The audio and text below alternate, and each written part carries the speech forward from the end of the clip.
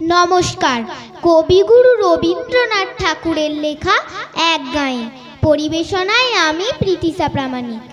আমরা দুজনে একটি গাঁয়ে থাকি, সেই আমাদের একটি মাত্র সুখ।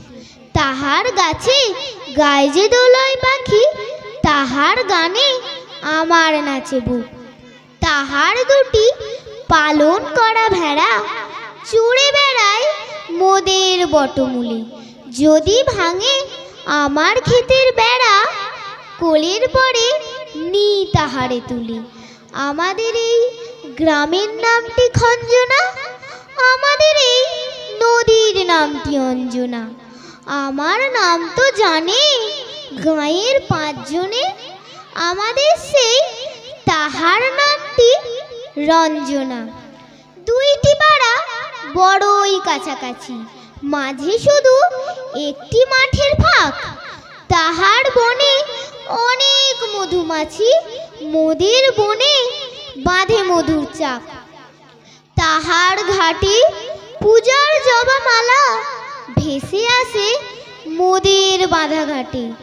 তাদের পাড়ায় কুসুম ফুলের ডালা বেচতে আসে মোদের পাড়া হাটে। আমাদের এই গ্রামের নামটি খঞ্জনা, আমাদের এই নদীর নামটি অঞ্জনা। আমার নাম তো জানে গাঁয়ের 5 জনে, আমাদের সেই তাহার নামটি রঞ্জনা। আমাদের এই গ্রামের গলির পরে আমের বলে ভরে আমের বোল।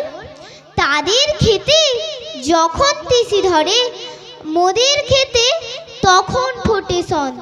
তাদের ছাদে যখন তারা ওঠে, আমার ছাদে দক্ষিণ হাওয়া ছোটে। তাদের বনে ঝড়ে শ্রাবণ ধারা, আমার বনে কদম ফুল ওঠে।